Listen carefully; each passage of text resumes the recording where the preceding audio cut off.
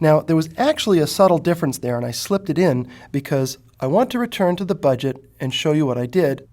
It's a little bit different than just signing a document. It's called certifying a document.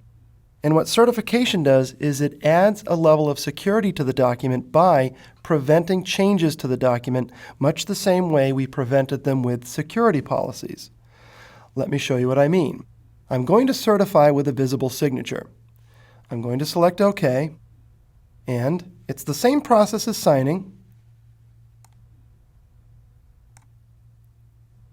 except that the permitted changes after certifying pull-down menu allows me to disallow changes. In other words, I'm not going to permit any changes at all. Or if I want to create a form document that I can have somebody fill in and sign, I can also use this technology to do the same thing. I'm going to disallow any changes at all to the document as a part of the certification process, and I'm going to type my password into the field here.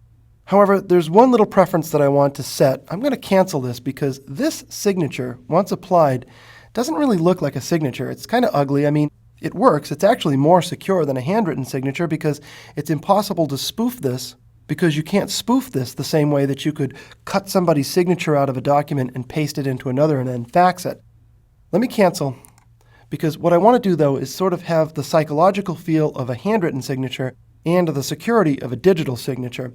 Acrobat allows me to do that with a preference that I'm going to check here. Acrobat, Preferences. Now, I'm on a Macintosh. On a Windows machine, it would be Edit Preferences. The preference that I want is Security. And what I want to do is create a new appearance for my signatures. I'll select New. We'll title it Handwritten. I want to import a graphic, and I'll click File. On the desktop, in the project files for Acrobat 8, in Part 1, I have a signature file that's a TIFF file.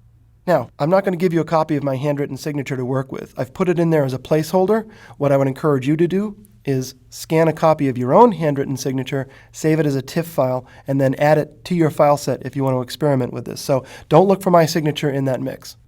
Now, right now, I've asked Acrobat only to show me PDF files, so I'm going to tell it that I want to show TIFF files, and then I can select this signature and add it to this digital signature. We'll click OK. The text of the signature, which is all of this information right here, can say a lot about the signature. For example, when was it signed? That's the date. What was the reason? If I apply a reason to the signature or the certification, that will show. These are all options that I can have. I'm going to eliminate some of them, like location, some of the labels, and even the Acrobat logo. I don't want to place a little advertisement for Adobe there, so I'm not going to. I'll click OK. I've created the signature appearance. I'll select OK. Now I'm going to certify the document. Select OK. Click and drag to produce the signature. I'll enter my password and choose the handwritten appearance, which will show up here. The permitted changes, no changes allowed, and sign. The final step in signing the document is to actually save it. I'm going to save it to the desktop. I'll call this one Budget 3 so as not to overwrite the other files I have there. Click Save. And there we have it. This document is certified as having come from me. It looks like my signature. It has some information about the date and time the signature was applied, and it is something that I can share with somebody else. If I give them a copy of my signature to validate against, they can know for sure that this document has come from me. In a signature workflow, using Acrobat's self-signed digital signature technology is a great way to get started because in a small group, you can start the process of sharing these things back and forth. However, very quickly, if you're starting to share documents outside of your organization, it becomes clear that you'll want to look for another digital certificate solution such as a GeoTrust or a VeriSign, and there are many out there. The reason being that if you don't have the opportunity to share your certificate with all of the people with whom you want to share this document, then it's going to be difficult for you to create a certification process.